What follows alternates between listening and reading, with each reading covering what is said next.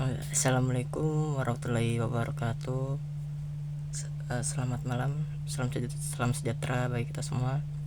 Di sini saya akan membuat tugas video manajemen kompensasi dengan studi kasus manajemen kompensasi pada PT Bank Sentral Asia Tbk. Di sini saya akan menjelaskan yang pertama itu latar belakang, di mana BCA merupakan salah satu bank terbesar di Indonesia dengan ribuan karyawan yang tersebar di kantor pusat, kantor cabang, dan unit layanan digital.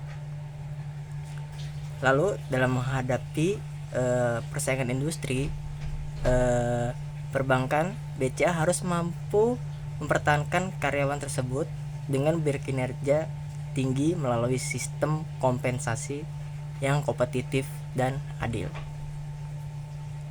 Lalu di sini juga ada sistem kompensasi yang diterapkan di PT Bank BCA yang terdiri dari yang pertama yaitu kompensasi langsung, yang dimana yang pertama itu gaji pokok berdasarkan dari jabatan dan masa kerja. Lalu yang kedua dilihat dari tunjangan jabatannya. Lalu yang ketiga berupa tunjangan transportasi dan komunikasi, dan yang keempat yang terakhir itu bonus kinerja tahunan. Lalu yang kedua itu dapat kompensasi demikian itu dilihat dari kompensasi tidak langsung, yang dimana data yang saya dapat itu yang pertama yang diperoleh itu BPJS Kesehatan, lalu yang kedua asuransi kesehatan, lalu yang ketiga dana pensiun. Nah, itu dia dua kompensasi yang dilihat dari PT Bank BCA, yaitu dari kompensasi langsung dan kompensasi tidak langsung. Nah, lalu untuk ke tahap selanjutnya, di mana permasalahan yang terakhir dihadapi pada PT Bank BCA Tbk itu yang pertama, karyawan generasi muda menginginkan kompensasi yang lebih fleksibel. Lalu yang kedua, persaingan dengan perusahaan vintage yang menawarkan gaji lebih tinggi. Lalu yang ketiga, munculnya persepsi ketidakadilan antara karyawan senior dan junior terkait bonus kinerja. Itu dia tiga permasalahan yang dihadapi PT Bank Sentral Asia Tbk. Nah, lalu untuk selanjutnya analisis. Nah, ini dia analisis di sini yang saya dapat dilihat dari kelebihan dari kekurangan. Nah, yang pertama kelebihan sistem kompensasi di PT Bank BCA ini, yang pertama itu adalah dilihat dari struktur gaji dan yang jelas secara dan terukur. Lalu yang kedua, tersedia berbagai benefit yang meningkatkan kesejahteraan. Lalu yang terakhir yang ketiga yaitu dapat dilihat dari bonus berbasis kinerja untuk mendorong produktivitas karyawan. Nah, lalu untuk kekurangannya, yang pertama itu adalah kurangnya fleksibel untuk kelebihan generasi muda. Lalu yang kedua, proses penilaian kinerja terkadang dianggap kurang transparan.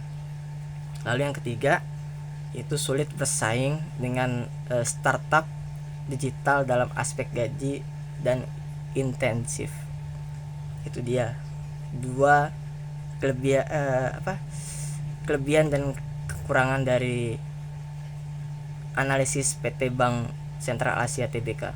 Lalu solusi dan rekomendasinya yang saya dapat itu yang saya ambil, yang pertama itu adalah mengembangkan sistem kompensasi berbasis kompetensi dan keterampilan digital.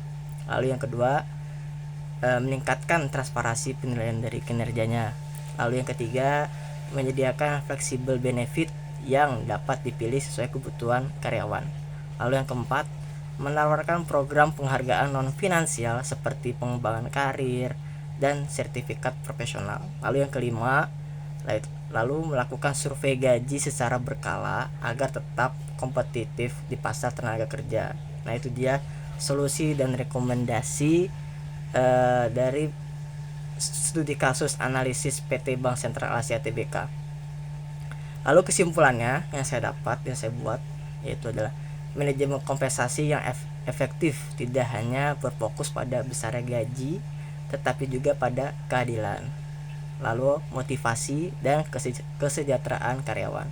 Nah, lalu PT Bank Sentral Asia ini perlu terus menyesuaikan sistem kompensasinya dengan perkembangan industri dan kebutuhan tenaga kerja agar mampu mempertahankan SDM berkualitas untuk meningkatkan kinerja organisasi. Itu dia kesimpulan saya dapat dari studi kasus manajemen kompensasi pada PT Bank Sentral Asia Tbk. Itu saja, sekian yang saya dapatkan untuk tugas manajemen kompensasi, yaitu pada studi kasus PT Bank Sentral Asia Tbk. Untuk kekurangannya mohon dimaafkan. Wassalamualaikum warahmatullahi wabarakatuh.